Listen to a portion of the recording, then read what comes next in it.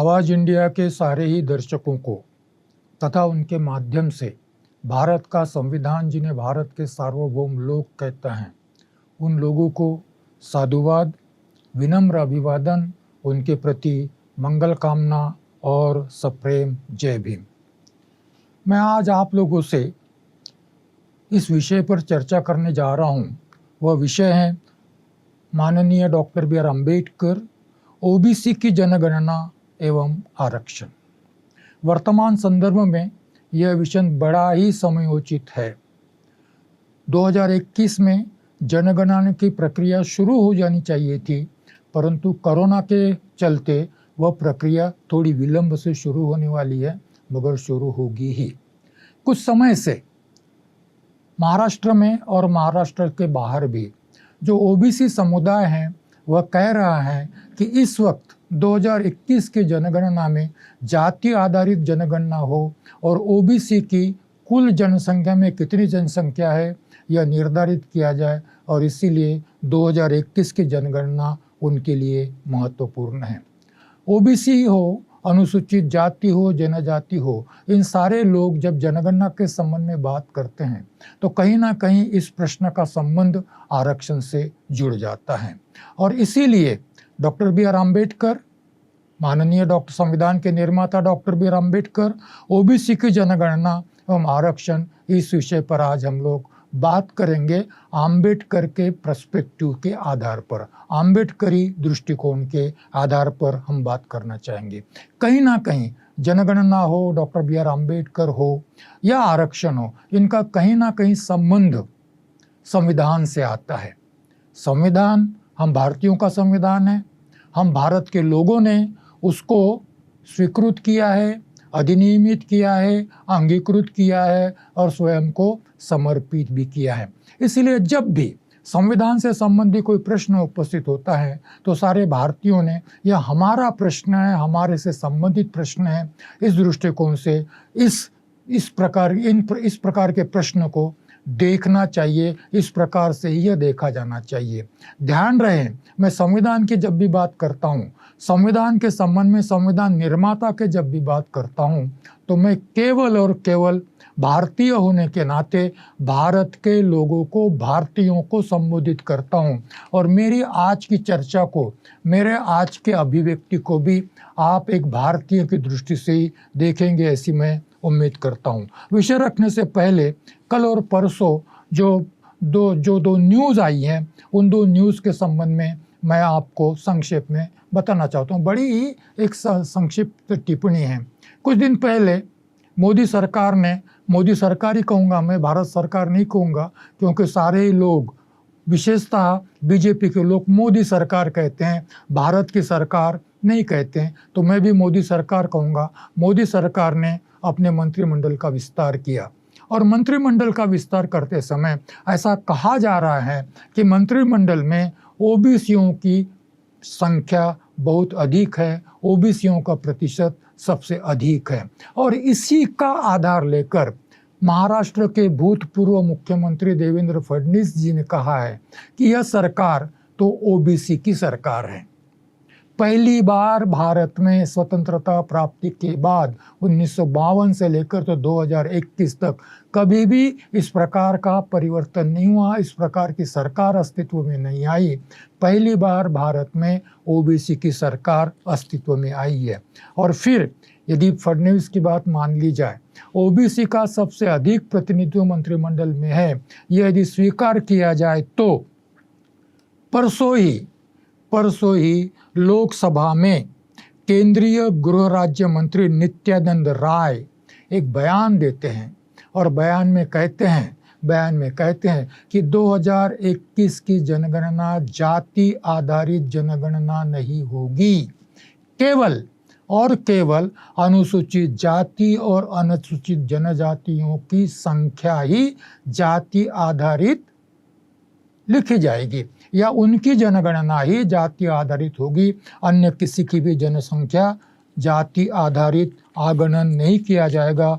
उनको जाति के आधार पर उनका जनसंख्या में उनका प्रतिशत निर्धारित नहीं किया जाएगा। ओबीसी की सरकार बन गई है ऐसा दावा किया जा रहा है, और उसी समय ओबीसी लोग जाति आधारित जनगणना की मांग करते हैं।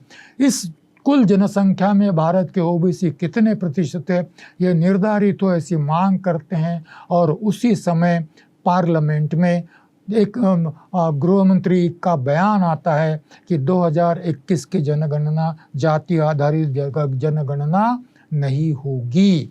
तो यह वर्तमान परिप्रेक्ष्य है इस प्रश्न के संबंध में, क्योंकि हम ओबीसी की जनगणना और आरक्षण की बात कर रहे हैं डॉक्टर अंबेडकर के पर्सपेक्टिव में। जब मैं बात करूंगा तो उसमें कुछ शब्द आएंगे। यह शब्द सारे ही आरक्षण से संबंधित है, और दुनिया में कहीं कहीं इन शब्दों का प्रयोग किया जाता है, तो उन शब्दों को समझने का प्रयास सर्वप्रथम करना होगा। Reservation, affirmative action. रिजर्वेशन मतलब आरक्षण, अफर्मेटिव एक्शन मतलब सकारात्मक कृति। भारत में आरक्षण है, परंतु दुनिया में जहाँ भी समाज के जो शोषित वंचित वर्ग है उनको अन्य वर्गों के स्तर पर लाने के लिए शासन द्वारा जो विशेष प्रोग्राम, जो विशेष योजनाएं, जो विशेष उपाय योजना की जाती हैं उनको अफर्मेटिव एक्शन भी कहा जाता है। भारत में आरक्षण भी है और अफर्मेटिव एक्शन भी है, और इसीलिए आरक्षण अफर्मेटिव एक्शन का भाग है, परंतु फिर भी भारत में आरक्षण का अलग से विचार किया जाता है। अफर्मेटिव एक्शन मतलब जो पिछड़े हुए हैं, शोषित है, वंचित हैं, उनके लिए सरकार द्वारा की गई विशेष उपाय योजनाएं, परंतु आरक्षण नहीं। तो इस प्रकार की जो उपाय योजनाएं की जाती हैं उसको अफर्मेटिव एक्शन कहा जाता है। दुनिया में हर कहीं है, जैसे अमेरिका में ब्लैक्स है, अमेरिका में ब्लैक हैं, और ब्लैक और वाइट की तुलना में ब्लैक पिछड़े हुए हैं, वंचित है, शोषित माने जाते हैं, और उनके उत्थान के लिए आरक्षण की बात नहीं करता अमेरिका। उनके उत्थान के लिए जो अलग अलग कार्यक्रम स्वीकृत किए जाते हैं उनको अमेरिका जैसे देश में अफर्मेटिव एक्शन कहा जाता है। यूरोप में भी अनेक देश में इस प्रकार से अफर्मेटिव एक्शन किए जाते हैं। दूसरा है प्रोपोर्शनल रिप्रेजेंटेशन और एडिक्वेट रिप्रेजेंटेशन। ओबीसी के आरक्षण के बारे में यह बात हमेशा आती है, क्योंकि अनुसूचित जातियों को जो आरक्षण दिया गया है उनको कहते हैं प्रोपोर्शनल रिप्रेजेंटेशन। उनकी कुल जनसंख्या में उनकी जनसंख्या का जितना अनुपात है उस आधार पर उनको जो आरक्षण दिया गया है इसे कहा जाता है प्रोपोर्शनल रिजर्वेशन या प्रोपोर्शनल रिप्रेजेंटेशन, अनुपातिक प्रतिनिधित्व। परंतु मंडल आयोग के अनुसार ओबीसी की जनसंख्या 52% होने के बाद भी उन्हें जब 27% आरक्षण दिया गया है तो अनुच्छेद 16(4) में भी और सर्वोच्च न्यायालय के इंदिरा साहनी के जजमेंट में भी और मंडल आयोग में भी इसको अनुपातिक प्रतिनिधित्व नहीं कहा है, इसको एडिक्वेट रिप्रेजेंटेशन कहा है। एडिक्वेट रिप्रेजेंटेशन और प्रोपोर्शनल रिप्रेजेंटेशन, यह दो बातें अलग अलग है। बाद में शब्द आते हैं equality of status and opportunity. यह बात प्रियम्बल में कही गई है। आरक्षण का अंतिम उद्देश्य भारत के समाज में equality of status and opportunity को प्रस्तापित करना है। इसका अर्थ यह है कि आरक्षण के लिए आरक्षण नहीं, आरक्षण आर्थिक उत्थान के लिए नहीं, आरक्षण तुम्हें और मुझे नौकरियां प्राप्त हो सरकार की, इसलिए आरक्षण नहीं है। आरक्षण है समाज में equality of social status and opportunity की स्थापना के लिए, इक्वेलिटी के सिद्धांत की स्थापना के लिए, समानता के सिद्धांत की स्थापना के लिए आरक्षण है। और इसीलिए आरक्षण के संबंध में हमेशा आता है आरक्षण भेदभाव। जहाँ भेदभाव है वहाँ वो भेदभाव नष्ट करने के लिए कुछ देशों में आरक्षण जैसे प्रावधान किए जाते हैं। भारत में आरक्षण भेदभाव, भारत में समाज में अनुसूचित जातियों के साथ, अनुसूचित जनजातियों के साथ और ओबीसी के साथ, जिनको ज्योतिबा फुले शूद्र कहते हैं, इनके साथ सामाजिक भेदभाव किया गया। और उस सामाजिक भेदभाव के चलते आज भी वह पीड़ित है, वंचित है, शोषित है। और इसीलिए उनको अन्यों के समान स्तर पर लाने के लिए जो विशेषाधिकार दिया गया है उसे हम आरक्षण कहते हैं, इसको कहते हैं भेदभाव। परंतु आरक्षण स्वयं एक भेदभाव है, इसको अनुकूल भेदभाव कहते हैं। किसके लिए अनुकूल? जो पीड़ित हैं उनके लिए। और इसीलिए इसको डिस्क्रिमिनेटिंग इक्वलिटी यह शब्द प्रयोग भी किया जाता है। डिस्क्रिमिनेटिंग इक्वलिटी का अर्थ यह है कि समानता प्रस्तापित करने के लिए समानता जिनको नकारी गई है, ऐसे वर्गों के प्रति अनुकूल भेदभाव जो किया जाता है उसको डिस्क्रिमिनेटिंग इक्वलिटी कहा जाता है।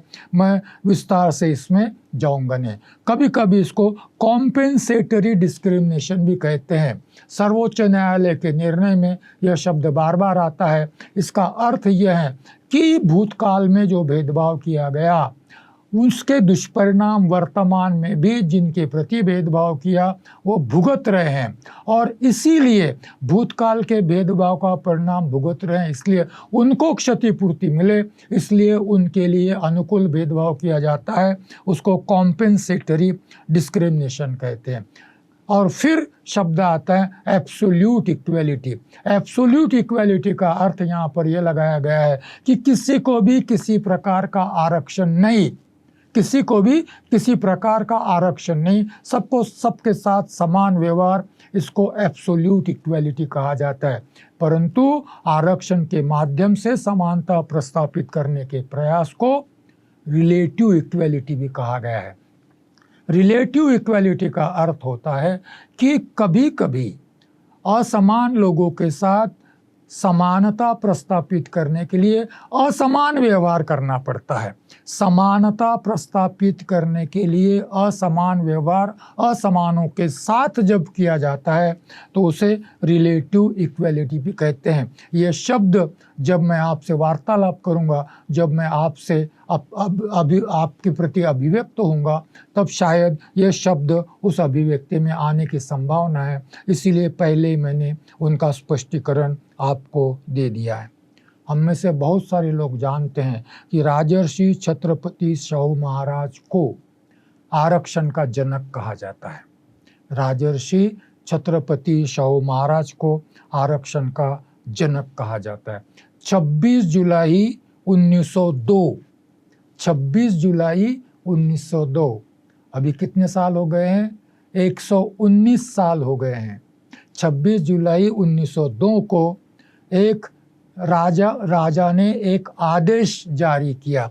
उसमें वो कहते हैं from the date of this order 50% of the vacancies that may occur shall be filled by recruits from among the backward classes. इसका अर्थ यह है कि 26 जुलाई 1902 को जो आदेश जारी किया गया है वो आदेश कहता है शासन की सेवा में इसके बाद जो भी रिक्त स्थान होंगे उन रिक्त स्थानों की पूर्ति करते समय 50% स्थान मागास पिछड़े वर्ग के लिए आरक्षित किए जा रहे हैं। पहली बार पिछड़े वर्गों को महाराजा ने आरक्षण की घोषणा की, और उसके बाद पिछड़ा वर्ग कौन है इसकी भी व्याख्या करते हैं, और उसके लिए कहते हैं for the purpose of this order the backward classes shall be understood to mean all the castes other than Brahmins, Prabhu, Shenvi, Parsi और एडवांस क्लासेस। ब्राह्मण, प्रभु, शेनवी, पारसी और अन्य उन्नत वर्गों को छोड़कर बाकी सारे ही लोग बैकवर्ड क्लास के कहे जाएंगे। अब चलिए हम आते हैं संविधान की तरफ। संविधान के भाग 3 में, संविधान भाग 3 शीर्षक फंडामेंटल राइट्स। फंडामेंटल राइट्स में अनुच्छेद 15(4) और अनुच्छेद 16(4) इनके अधीन 15(4) के अधीन अनुसूचित जाति, अनुसूचित जनजाति, और अन्य पिछड़े वर्ग को शिक्षा संस्थानों में प्रवेश के लिए आरक्षण दिया गया है। इसको कहते हैं अनुच्छेद 15(4). अनुच्छेद 16(4) में अनुसूचित जाति, अनुसूचित जनजाति और अन्य पिछड़े वर्ग को शासन की, सरकार की सार्वजनिक सेवाओं में आरक्षण दिया गया है और इसीलिए अनुच्छेद 15(4) और 16(4) यह आरक्षण के अनुच्छेद के नाम से जाने जाते हैं, जिनका अंतर्भाव फंडामेंटल राइट्स में है। अंडरलाइन कीजिए, फंडामेंटल राइट्स है। इसलिए अनुसूचित जाति जनजातियों को इन दोनों अनुच्छेदों के अधीन जो आरक्षण दिया गया है वह आरक्षण फंडामेंटल राइट है। फंडामेंटल राइट क्या होता है इसकी मैं बाद में आपसे बात करूंगा, अभी इतना जान लीजिए यह फंडामेंटल राइट है। दूसरी बात यह है कि मैं पहले अनुच्छेद 16(4) पर बात करना चाहूँगा, क्योंकि अनुच्छेद 15(4) शिक्षा संस्थानों में आरक्षण, यह अनुच्छेद 15(4) मूल संविधान में नहीं था। शिक्षा के क्षेत्र में आरक्षण का अधिकार मूल संविधान में नहीं था। यह अधिकार 1951 में संसद द्वारा संविधान में जो पहला संशोधन किया गया है उस संशोधन के चलते 15(4) संविधान में आया है। इसलिए 15(4) की बात हम बाद में करेंगे, पहले हम बात करेंगे 16(4) की, क्योंकि यह मूल संविधान में था और इस पर संविधान सभा में भी चर्चा हुई है। तो आरक्षण को समझने के लिए, आरक्षण की फिलॉसफी को समझने के लिए और सबसे महत्वपूर्ण बात जिसका कोई जिक्र नहीं करता, ओबीसी के आरक्षण के संबंध में जब भी बात होती है 340 की बात होती है, 340 की बात होती है, जिसका जिक्र मैं बाद में करूंगा। परंतु 340 के पहले अनुच्छेद 16(4) संविधान सभा ने स्वीकृत किया और पहली बार डॉक्टर BR अम्बेडकर ने स्वयं प्रेरणा से, स्वयं इनिशिएटिव लेकर, स्वयं की अगुवाई लेकर और जिम्मेदारी के साथ अनुच्छेद 16(4) में बैकवर्ड शब्द का, बैकवर्ड क्लासेस शब्द का प्रयोग किया है। कभी कभी मैं सोचता हूँ कि यदि बैकवर्ड क्लासेस यह शब्द 16(4) में नहीं होता तो अनुच्छेद 340 क्या करता। 16(4) में यदि बैकवर्ड शब्द नहीं होता तो अनुच्छेद 340 क्या होता, इसके संबंध में हम अभी बात करेंगे। परंतु अनुच्छेद 16(4) जब मसौदे में था तब वह अनुच्छेद 10(3) था। मसौदे में वो अनुच्छेद 10(3) था, संविधान में वह अनुच्छेद 16(4) हो गया है। यदि मैं 16(4) कहूँ तो संविधान का अनुच्छेद होगा, यदि मैं 10(3) कहूँ तो मसौदे का अनुच्छेद होगा।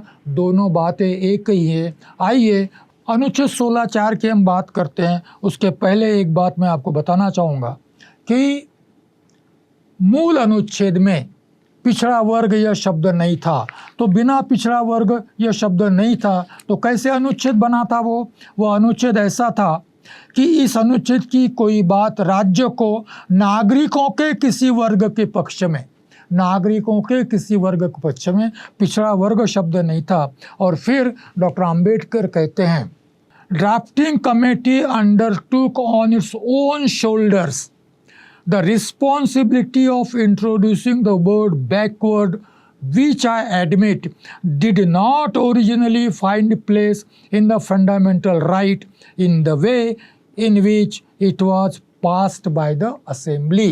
क्या कहते हैं डॉक्टर अंबेडकर, मूल अनुच्छेद में जो अनुच्छेद संविधान सभा द्वारा पहले स्वीकृत किया गया था तब उसमें बैकवर्ड शब्द, पिछड़ा वर्ग शब्द नहीं था। परंतु मसौदा समिति ने अपनी जिम्मेदारी पर संविधान सभा की अनुमति न होते हुए भी अपनी जिम्मेदारी पर बैकवर्ड शब्द इस अनुच्छेद में प्रविष्ट किया है। इसकी जिम्मेदारी डॉक्टर अंबेडकर कहते हैं कि संविधान मसौदा समिति के अध्यक्ष के नाते मेरी है। वो कहते हैं मसौदा समिति ने अपनी जिम्मेदारी पर, मसौदा समिति ने अपनी जिम्मेदारी पर मतलब डॉक्टर अंबेडकर ने मसौदा समिति के अध्यक्ष के नाते अपनी जिम्मेदारी पर यह बैकवर्ड शब्द इस अनुच्छेद में रखा है। मसौदा समिति ने अपनी जिम्मेदारी पर अनुच्छेद में यह बैकवर्ड शब्द रखा है। मैं मानता हूँ इस सभा द्वारा स्वीकृत मूल अधिकारों में पहले यह नहीं रखा गया था। यदि डॉक्टर अंबेडकर अनुच्छेद 16(4) में अपनी जिम्मेदारी पर स्वयं की प्रेरणा से यदि बैकवर्ड शब्द नहीं रखते तो क्या होता, यह सोचिए। इसलिए 340 के लिए तो डॉक्टर बी.आर. अम्बेडकर का ऋण मान्य करना ही चाहिए, उनके प्रति कृतज्ञ होना ही चाहिए। परंतु उसके भी पहले अनुच्छेद 16(4) में बैकवर्ड शब्द रखने के लिए, क्योंकि अनुच्छेद 16(4) में जो बैकवर्ड शब्द रखा गया है वह इंक्लूसिव अनुसूचित जाति जनजाति है। अनुच्छेद 16(4) में जो बैकवर्ड शब्द रखा गया है वह इंक्लूसिव अनुसूचित जाति जनजाति हैं। हम सब आरक्षण के लाभार्थियों ने डॉक्टर बी.आर. अम्बेडकर का ऋणी होना चाहिए, उनके प्रति कृतज्ञ होना चाहिए कि उन्होंने अपनी जिम्मेदारी पर केवल शब्द नहीं रखा, इसको मनवा लिया, इसको स्वीकृत करवाया।